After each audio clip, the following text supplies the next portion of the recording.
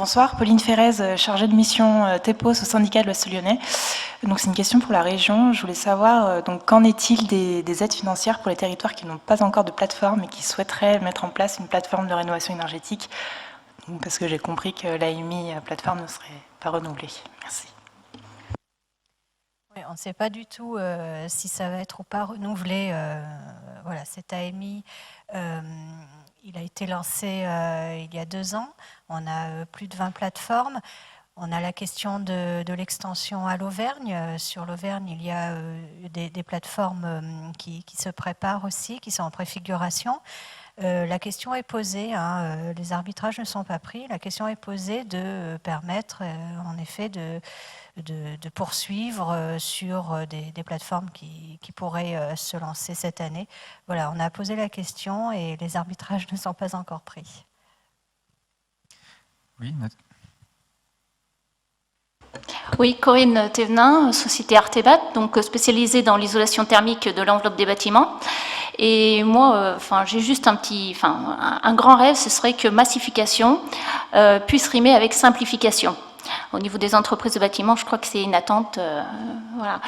Et j'aimerais revenir sur justement le cas numéro 1 que vous avez présenté, qui est fort intéressant. Donc ce cas d'une famille qui souhaite s'engager dans des travaux ambitieux de rénovation. Et sur un point d'écueil qu'on rencontre malheureusement, nous, entreprises, très très régulièrement, c'est l'accès au prêt, parce que vous avez présenté de manière, un prêt éco-PTZ, un prêt complémentaire, et on voit tout à fait que le gros souci va se situer sur la première année, avec un pic. Donc l'organisme bancaire, lorsqu'il va vouloir faire son étude, va se baser sur la mensualité la plus importante, ne prendra pas en compte dans ses calculs l'économie, c'est-à-dire l'économie sur la facture énergétique, qui pourrait être normalement réinjectée dans la mensualité. Donc on met en place des dispositifs formidables. Il y a des entreprises qui sont motivées, qui sont prêtes à conquérir tout ce marché. Et derrière, on a un blocage fort important des organismes bancaires qui vont s'arrêter à des calculs, à des calculs qui malheureusement bloquent totalement le passage à l'acte. Donc, est-ce que au niveau des plateformes, il pourrait y avoir un accompagnement vers ces organismes bancaires, du particulier vers ces organismes, pour faire comprendre que la subvention va être réinjectée, qu'il y aura une économie d'énergie que l'on pourra réinjecter dans ma SET, de façon à ce que les prêts puissent être accordés. Merci pour cette question, mais je pense qu'au niveau de la région, du plan bâtiment durable et puis des plateformes, vous avez des réponses à apporter. Qui veut commencer? Thomas ou... Alors, pour cette question de mobilisation des acteurs bancaires autour de la rénovation, c'est une vraie question. Effectivement, l'ADEME et la région, je ne réponds pas pour la région, mais font un travail auprès du comité des banques et des différents établissements bancaires.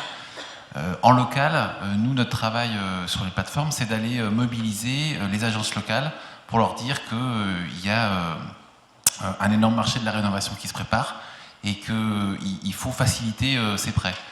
Donc, l'ADEME et la région financent une formation des conseillers bancaires. Pour nous, notre territoire, elle s'organise bientôt, là, le 10 juin, où on va former, en partenariat avec les acteurs de la plateforme, les conseillers bancaires en local. Donc déjà, c'est une première étape. Et puis, l'autre étape vient, je pense, par le haut. Et ça, c'est du coup la région qui peut peut-être en détailler. Oui, en effet, il y a aussi des rencontres avec les banques qui sont organisées, comme je disais tout à l'heure, avec DREA, l'ADEME Région, pour le même objectif au niveau régional, de faciliter les prêts, l'accès aux prêts, de faire coïncider ces outils financiers, les outils qu'ils ont habituellement, avec les projets de rénovation. Donc il y a effectivement des rencontres qui sont en cours là-dessus pour les sensibiliser, pour leur faire connaître les plateformes aussi. Si je peux rajouter un témoignage. Donc en septembre dernier, donc avant de lancer notre plateforme, on a un président de l'Accord, qui est un sénateur, qui nous a signé le courrier d'invitation aux banques. Donc on a invité nos 34 banques locales, sont venues 3 banques. Du coup, on a également beaucoup de mal à les mobiliser, et le retour des banques qui sont venues, c'est de dire, nous déjà, on est super contents que vous puissiez pré-mâcher nos dossiers pour qu'en gros, ils ne nous reviennent pas en échec. Que l'accompagnement qui sera fait dans la plateforme facilite le dépôt pour qu'après, eux en interne, qui ne sont pas des thermiciens, ou, enfin, qui ne sont pas du tout sur le sujet, puissent ne pas avoir à revenir sur le dossier un certain nombre de fois. Donc déjà, ça a été très, très positif dans les échanges. Et après, le second point sur lequel ils ont insisté, c'est le fait qu'un éco-prêt à taux zéro ne va pas leur amener de nouveaux clients. Donc eux, ils sont prêts à envoyer leurs clients qui ont des projets en direction de notre plateforme, mais eux ne vont pas mobiliser des moyens sur quelque chose pour lequel ils n'ont pas d'intérêt financier. Enfin, c'est quelque chose. Donc en gros, on essaie de tisser des liens localement. Je pense que c'est plus facile pour nous, territoires ruraux, que pour des plus gros territoires, mais sachez que ça va prendre du temps et que c'est pas facile. On va pas révolutionner le monde en 2 minutes. C'est quelque chose qui va se faire sur du long terme.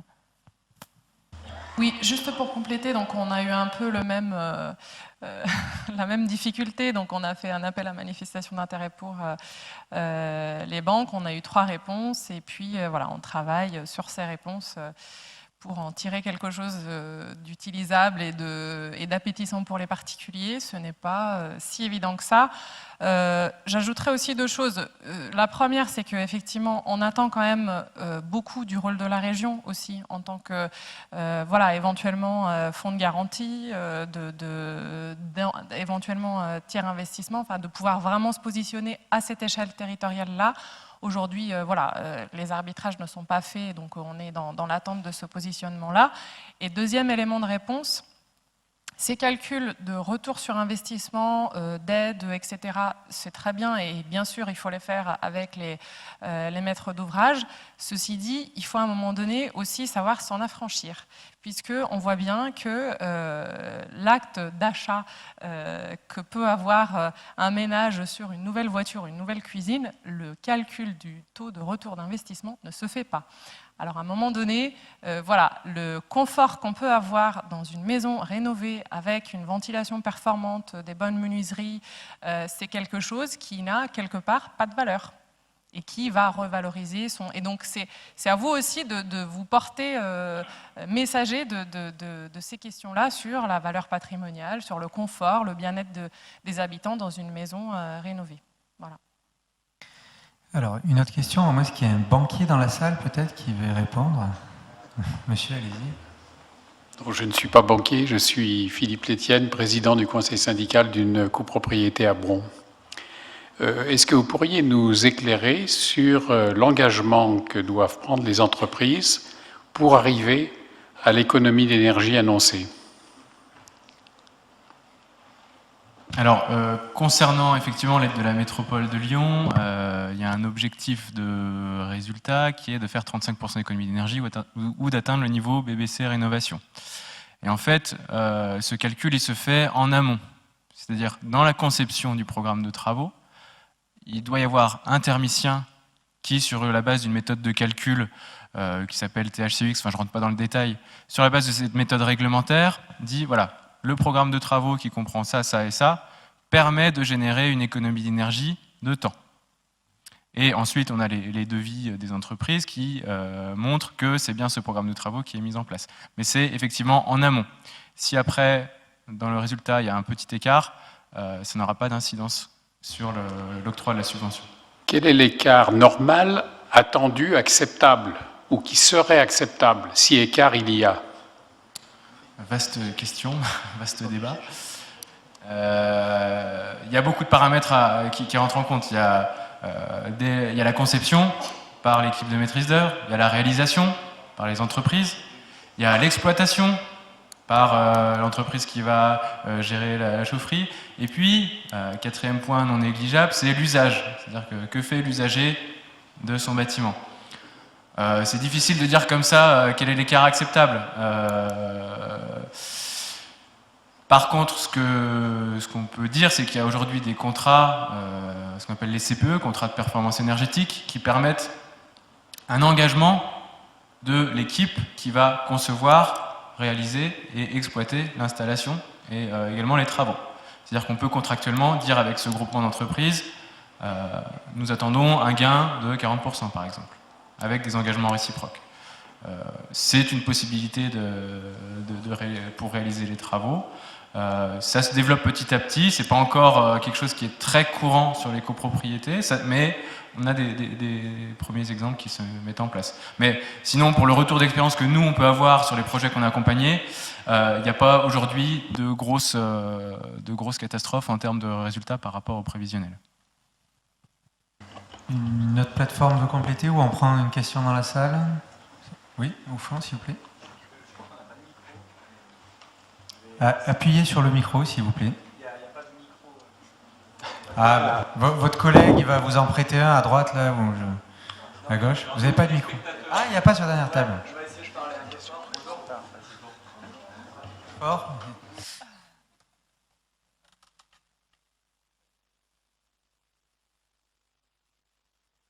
Allez, en attendant, alors, il y avait une autre question sur la gauche. Ah, vous êtes arrivé? C'est bon, pardon. Ah. Oui, bonjour, monsieur Gégère, société Argasner, donc chaudière à bois.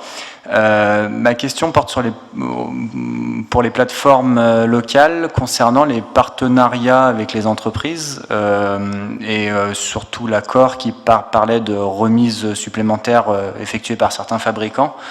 Est-ce qu'il n'y a pas une peur vis-à-vis d'un certain conflit d'intérêts et d'une libre concurrence, et est-ce que du coup tous les fabricants sont invités à participer à ce type de proposition? Voilà, je voulais savoir un petit peu si ce type de partenariat était vraiment ouvert un peu à tous les fabricants qui veulent entrer dans cette démarche, ou si c'est vraiment assez restreint comme possibilité.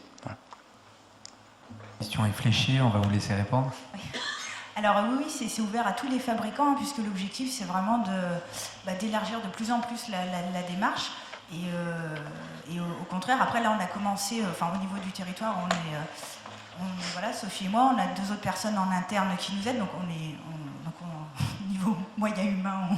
Donc voilà, on a commencé comme ça parce qu'on fait des entretiens individuels, on contacte Donc voilà, donc c'est sûr qu'on n'a pas contacté tout le monde, mais bien sûr, au contraire, c'est vraiment ouvert à tout le monde. Et l'objectif, c'est que voilà, là on a commencé avec les isolants. Ce que je vous disais tout à l'heure, après, c'est de le faire petit à petit sur les produits d'étanchéité à l'air, parce que c'est important au niveau de...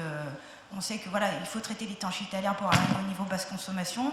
C'est des produits qui ont un coût, donc travailler aussi sur ça, au niveau du chauffage. Donc non, l'objectif, c'est vraiment d'élargir sur beaucoup, sur les domaines, voilà. Okay. Les domaines, donc oui. Si je peux rajouter quelque chose, à la base, cette démarche, elle est partie du fait que, on est parti sur le sujet des écomatériaux. On en faisait la promotion parce qu'on a également pas mal de fabricants sur le territoire et une grosse filière bois. Donc un gros travail autour de comment insérer du bois dans nos rénovations et nos constructions locales, qui soient issues de nos forêts, qu'on a Fibois sur notre territoire qui travaille aussi beaucoup le sujet. L'idée en fait c'était quand on prend un budget rénovation globale et qu'en plus par-dessus on passe d'une laine de verre à une fibre de bois, on a toujours un objectif de faire que le plan de financement il passe, quoi. Donc quand sur notre territoire un fournisseur, et n'importe lesquels, s'engage à nos côtés pour nous dire dans le cadre de votre plateforme on vous propose un tarif préférentiel, on ne dit surtout pas non. Après, on fait bien attention à respecter la concurrence autour. En gros, on ne va pas dire c'est celui-là qu'il faut prendre.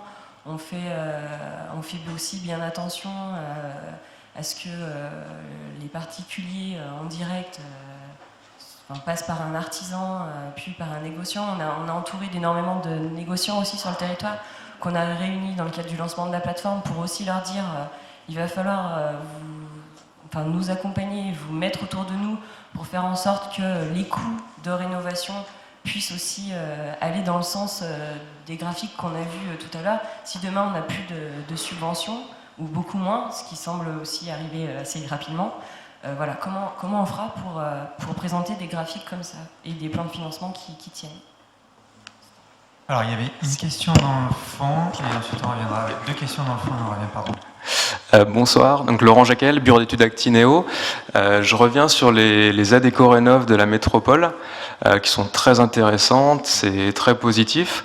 J'imagine que ce n'est pas des aides complètement renouvelables et inépuisables. Et donc je souhaitais savoir si, pour combien de temps elles étaient votées. Est-ce que la métropole a une enveloppe annuelle, par exemple?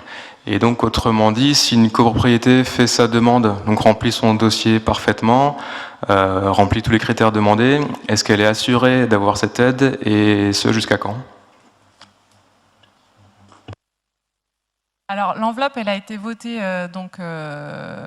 pour la programmation pluriannuelle d'investissement, donc c'est pour la durée du mandat. Hein, c'est des mandats politiques, donc derrière, moi, je ne sais pas vous assurer qu'est-ce qui va arriver. En tout cas, pour ce mandat, il y a une enveloppe qui est consacrée et qui est prévue pour ça. C'était quoi la deuxième question? C'était quoi la question? Donc jusqu'à 2020, c'est ça? Jusqu'à 2020, il y a une enveloppe. Aujourd'hui, jusqu'à 2020, il y a une enveloppe. Et effectivement, s'il y a une copro qui rentre bien dans les critères, etc., il faut bien qu'elle passe dans tous les cas par l'espace Info-Énergie, qui est notre porte d'entrée et qui fait l'instruction pour la métropole. Donc il y a une analyse et donc après il y a un vote de cette subvention. Mais disons que la copropriété, elle peut déjà avoir un préaccord de principe, on va dire, sur le programme de travaux qui est proposé. Ok, mais donc si tous les critères techniques sont remplis, il n'y a aucun problème pour que, l'aide est acquise. Ouais, c'est ça. Juste pour compléter, le fait générateur, c'est le procès-verbal de l'Assemblée générale qui valide le programme de travaux. C'est-à-dire qu'à ce moment-là, la métropole de Lyon va figer ce montant en attendant que les travaux soient réalisés, et à facturation, ce montant est versé au syndicat des copropriétaires, et ensuite le syndic répartit en fonction des différents logements. Mais c'est important de prendre contact le plus en amont possible pour avoir un peu une visibilité sur les projets qui vont arriver. Donc il y avait une autre question juste devant par ici, et ensuite une devant. Bonjour, Caroline Chaplet, architecte. Je reviens sur la question qui a été posée tout à l'heure sur le conflit d'intérêts, sur les matériaux qui pourraient présenter des réductions de coûts. La suite de la question, c'est sur les entreprises qui sont sélectionnées. Comment on fait partie de cette sélection d'entreprises? Quels sont les critères de sélection de ces entreprises que vous appelez groupements, que vous préconisez auprès des particuliers ou des copropriétés? Voilà. Alors pour notre plateforme, on ne préconise pas de groupement. Déjà, entreprise, ça peut être un maître d'œuvre ou s'il y a des groupements, mais on ne préconise pas de groupement. Déjà au niveau des chantiers pour les habitants, hein, chacun est libre. Par exemple, dans l'appel à projet qu'on a lancé, l'habitant il est libre de passer soit par un groupement ou par un maître d'œuvre. Donc voilà, déjà il n'y a pas forcément de groupement chez nous. Donc voilà, et après, toutes les en fait, c'est le formulaire d'adhésion que je vous disais tout à l'heure, quand j'ai listé tous les points d'accompagnement, en fait, toutes les entreprises peuvent devenir adhérentes à la plateforme. En fait, l'adhésion, elle est gratuite, donc en fait, elle est vraiment ouverte à tous. Voilà, l'objectif, juste pour pouvoir être adhérent à cette plateforme, il faut juste soit travailler si vous êtes hors territoire et que vous avez des chantiers sur le territoire, vous pouvez rentrer, et si vous êtes sur le territoire, voilà, vous pouvez y rentrer. Après, j'ai rencontré des entreprises qui ne souhaitaient pas y rentrer non plus. Il y en a qui ont envie parce qu'elles disent, voilà, l'accompagnement, moi je pense que ça peut m'apporter un plus. Donc voilà, il n'y a pas de chacun. L'idée de l'adhésion, en fait, c'est vraiment juste de pouvoir recenser qui a envie de faire partie de ça et d'être voilà. Mais tout le monde peut, toutes les entreprises, peuvent y rentrer, quoi. Sur ces questions de référencement, d'autres... Vous voulez vous exprimer? Non, pas plus que ça. On va prendre une autre question. Ouais. C'était pas une question, c'était donc Laurent Chanusso, Rhône-Alpes Énergie, c'était une remarque dans le même sens. Moi, il me semble que là, dans ce cas-là, c'est pas une situation qui fausse la concurrence, c'est au contraire une situation où il y a plus de concurrence, puisque c'est des entreprises qui volontairement proposent de faire une réduction de prix sur le territoire. Elles sont légitimes à le faire, comme dans n'importe quel cas. Simplement, ça va apparaître un peu plus à travers la plateforme. Mais pour autant, il me semble que c'est au contraire, non pas une situation qui fausse la concurrence, mais au contraire une situation qui augmente la concurrence. Et je trouve ça très intéressant de voir qu'enfin les plateformes intéressent les entreprises, et c'est vraiment très positif, selon moi. C'est vrai que je pense qu'il faut distinguer le partenariat avec des fournisseurs de matériaux et le partenariat avec des professionnels, maîtres d'œuvre ou entreprises. Peut-être qu'on se réexprimera là-dessus tout à l'heure. Il y a une question ici. Oui, bonjour, là Gilles Laracine, bureau d'études EDMR. Je reviens sur le crédit d'impôt de 8 000 € par personne, voilà, qui est valable pour 2016. Quelle est la probabilité qu'il soit valable en 2017? C'est quand même important parce que les gens qui vont se poser des questions dans les mois qui viennent, ils feront peut-être des travaux en 2017. Ça, c'est la première. Et la deuxième, c'est une question simple, c'est sur les banques. C'est une question curieuse un peu. Celles qui donnent des prêts à taux zéro, est-ce qu'elles ne gagnent rien du tout ou pas? J'aimerais bien savoir, j'aimerais bien comprendre... Parce que, bon, on a besoin de comprendre si ils ont envie de nous recevoir ou pas de nous recevoir. Donc, est-ce qu'ils gagnent rien du tout ou est-ce qu'ils sont subventionnés pour faire ça? Voilà, il y a deux questions. Alors, je vais déjà vous répondre à la première question sur le crédit d'impôt. Pour l'instant, on n'en sait rien pour 2017. Généralement, on le sait en fait au dernier moment, puisque c'est inscrit dans la loi de finances qui est votée en fin d'année, donc en décembre. Et on est obligé d'attendre cette loi de finances pour pouvoir communiquer après auprès des particuliers. Donc c'est toujours un peu le problème, on a peu de visibilité. Voilà. Et pour les coprêts à taux zéro, je vais peut-être laisser Robin répondre. Alors pour les coprêts à taux zéro, en fait, les banques, elles ont un crédit d'impôt aussi, ça crée la confusion, mais pour le versement de ce prêt à taux zéro, les intérêts sont versés par l'État à la banque, en fait. C'est-à-dire que la banque ne perd pas d'argent en instruisant. Par contre, elle y perd peut-être du temps et de l'énergie parce qu'elles n'ont pas un roulement suffisant pour avoir peut-être un fonctionnement qui est suffisamment performant là-dessus. Non, mais c'est plus clair. Alors, il y avait une question ici, ensuite on reviendra vers vous. Oui, une question qui est liée à celle-là, et puis une autre remarque. Donc Martin Fora, Innovalp, fabricant de poêles à granulés en Isère. La question, c'est plutôt donc sur le crédit d'impôt, mais en rétroactif. Qu'est-ce qu'il en est de l'éligibilité de ceux qui ont déjà consommé des crédits d'impôt avant, donc par rapport à aujourd'hui? Alors en fait, le plafond, par exemple, le plafond de 8 000 € pour une personne, il est valable pendant 5 ans, et tous travaux confondus.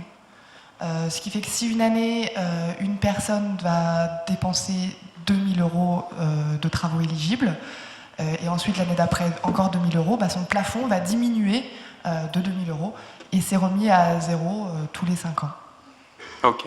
Et après, c'était simplement pour abonder dans le sens de la discussion d'avant que, effectivement, en tant qu'entreprise encore plus locale et française, je pense qu'il y a tout intérêt, effectivement, je pense qu'on poursuit les mêmes buts en termes de transition énergétique et à faire ce qu'on peut pour avancer ensemble sur ces questions-là. Donc, je pense qu'il y a vraiment des synergies à développer sur ces questions-là. Donc, je remercie mon confrère d'avoir posé la question.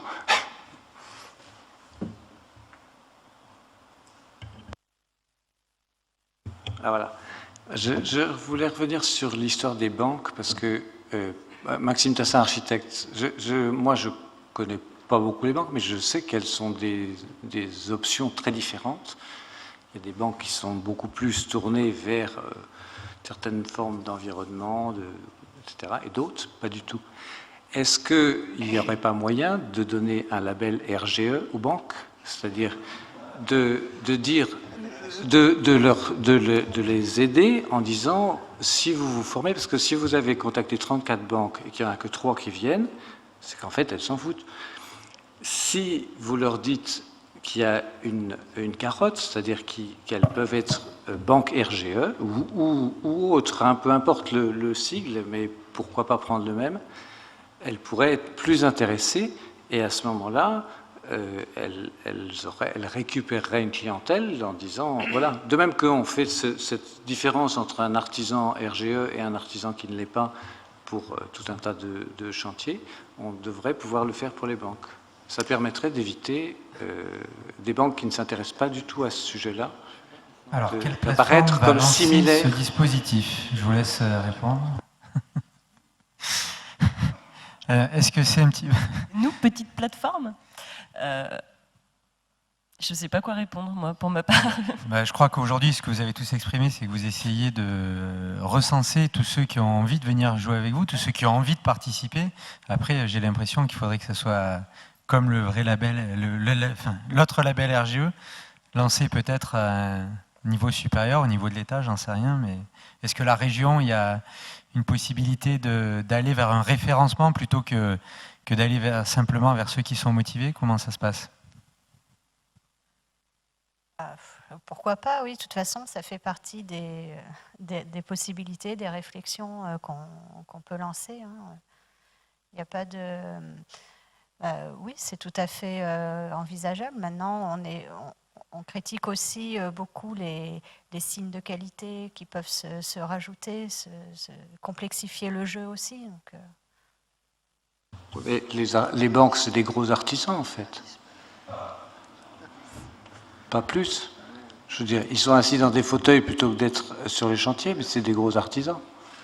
Donc pourquoi est-ce qu'on ne leur donnerait pas un label RGE avec une obligation de formation, etc. Je veux dire, là-dessus, je veux dire, à ce moment-là, on identifie, mais parce qu'on ne va quand même pas se voiler la face. La NEF ou la BFCC sont des banques qui s'orientent, il faut dire les noms, et la Société Générale sont plutôt des gens qui s'orientent vers le Panama. Vous voyez, je veux dire, on a quand même des banques qui sont très différentes, et donc il faut quand même les marquer à la culotte, parce que sinon, on voit une espèce de secteur bancaire similaire avec tout le monde. En fait, il y a des banques qui ne sont pas intéressées à ce chantier-là, parce qu'elles financent le nucléaire, par exemple, comme la BNP, et donc ça ne les intéresse pas. Et donc, il faut absolument marquer ces banques comme on marque les artisans. En tout cas, merci pour la proposition et ce petit tour des banques. Est-ce qu'il y a une autre question? Je crois qu'il y en avait une au milieu. Voilà. Bonsoir, je m'appelle Magali Chrétien, je suis architecte à Lyon. La rénovation de logements, c'est la majeure partie de mon activité. Souvent, quand on me demande des rénovations énergétiques, je fais appel à un thermicien pour faire tous les calculs et tout ce qu'il faut. Je me demande, est-ce que c'est envisageable que les honoraires de maîtrise d'œuvre, je parle thermicien, architecte et tous les autres intervenants de maîtrise d'œuvre, fassent partie de ces dispositifs et pour que les maîtres d'ouvrage se dirigent vers nous aussi un peu, quoi, parce que voilà, ça fait partie aussi de notre métier, on les conseille, on les accompagne et on les suit, comme vous. Donc, dans quelle mesure on pourrait envisager ça? Alors, il y a des aides quelque part pour l'accompagnement Oui, à la maîtrise d'œuvre? Pour les aides, nous, les deux niveaux d'aide, ils sont versés donc, au syndic de la copropriété. Et c'est une aide forfaitaire sur un projet qui est bien suivi par une équipe de maîtrise d'œuvre. Donc c'est une aide qui comprend de l'aide aux travaux et de l'aide à l'ingénierie. Voilà. Donc le tout est inclus dans une même aide, parce qu'on voit bien que quand il s'agit de ces travaux-là, il y a bien dans les différentes phases des travaux une équipe de maîtrise d'œuvre qui assure le bon suivi. Donc voilà, pour nous, ça en fait déjà partie. C'est pas fléché. Dans le cadre de copro, oui, mais pour les particuliers qui entreprennent leurs travaux de rénovation tout seuls, de façon isolée. Ça reste la même réponse, en sachant qu'effectivement, qu'ils soient en appartement ou en maison individuelle, après, effectivement, le pourcentage d'aide va être différent, puisqu'ils auront plus de charges s'ils sont en individuel. Okay. Alors, sur les plateformes rurales, pour l'accompagnement des particuliers en maison individuelle? Alors, peut-être pour compléter, ouais, effectivement, sur l'aide à la maîtrise d'œuvre, donc on avait commencé à mettre une aide pour tous les particuliers qui rénovaient de façon BBC. On les obligeait à prendre un architecte maître d'œuvre qui gère les travaux, plus un bureau d'études pour calculer tout ça. Et on avait testé ça pendant 6 mois et on n'a eu personne en fait qui a voulu s'engager. Voilà. Peut-être que ça faisait peur aussi. Hein. Maintenant, ce qu'on a fait, c'est que simplement l'étude thermique est financée à 80%. Donc en plus des aides, hein, les 6 500 €, on signale qu'on peut obtenir de l'argent justement sur la prestation du bureau d'études. Dans le parcours d'accompagnement, on oriente vers de la maîtrise d'œuvre, surtout dans les chantiers de rénovation globale, et on a quelques particuliers qui sont partis avec des architectes maîtres d'œuvre pour gérer intégralement leur chantier. Et c'est vrai que ça fait partie de notre travail de les pousser à prendre quelqu'un qui fasse la conception, la coordination de chantier, l'étude aussi, voilà, pour avoir des chantiers de qualité. Ouais. Un complément ? Après, donc nous, au niveau de l'accord, dans le cadre de l'appel à projet qu'on a lancé, le but c'est de tester les différents types d'accompagnement qui peuvent être mis en place. Donc soit des groupements, soit de la coordination, soit de la maîtrise d'œuvre, enfin tout un tas d'accompagnements. Et du coup, dans le cadre de cet appel à projet, donc on peut soutenir jusqu'à hauteur de 3 000 € la maîtrise d'œuvre, jusqu'à hauteur de 1 000 € les simulations thermiques dynamiques, 600 les études thermiques et 500 les tests d'étanchéité. Et en fait, le but de cet appel à projet, c'est de tester l'accompagnement sous toutes ses formes. Et comme les aides financières, on les maîtrise en interne à l'accord, en fonction des résultats qui sortiront de ces chantiers tests, on garde la liberté d'améliorer nos dispositifs financiers n'importe quand. Après validation des élus, bien sûr. Je voudrais juste ajouter un petit point sur le territoire de la métropole. C'est vrai qu'il y a un tel enjeu architectural sur le patrimoine ancien que effectivement il y a des réflexions qui sont menées aujourd'hui, notamment avec le CAUE, Conseil en architecture, urbanisme, environnement, aussi bien sur les copropriétés que les maisons individuelles, pour savoir comment est-ce que, à quelle phase, comment on s'y prend pour intégrer l'architecte dans le programme de travaux. Et c'est vrai que voilà, aujourd'hui, rien n'est vraiment encore calé sur il n'y a pas de subvention, hein, pour être clair, à la maîtrise d'œuvre aujourd'hui, mais on a bien en tête le rôle des architectes, aussi bien en copro qu'en maison individuelle. Donc ça fait partie des réflexions de la plateforme EcoRénov aujourd'hui. Retour vers la salle, il y a encore quelques questions. Oui. Kevin Cosnard de l'ASDER, je travaille en Savoie et on a plusieurs projets de plateforme, certaines qui sont dans le cadre de l'AMI, d'autres non. Je me posais la question par rapport au futur centre de ressources de la région. Quel va être un peu le calendrier prévisionnel et puis aussi quelles sont les conditions d'accès à cette future centre de ressources ? Oui, comme je disais tout à l'heure, le centre de ressources, on est en phase d'analyse des offres, donc avec une commission d'appel d'offres qui devrait se réunir au mois de juin et un centre de ressources qui sera opérationnel dans la suite. Les conditions d'accès, c'est un outil qui est à la disposition de toutes les plateformes. Donc, dans un premier temps, de toutes les plateformes qui sont lauréates de l'AMI, et qui s'est terminé. Maintenant, si on a la possibilité de poursuivre avec des plateformes qui ne sont pas encore retenues, mais qui pourraient l'être, voilà, si on a la validation des élus, on pourrait effectivement étendre un petit peu à de nouvelles plateformes au cas par cas. Ça fait vraiment partie des validations qu'on attend par rapport à ça.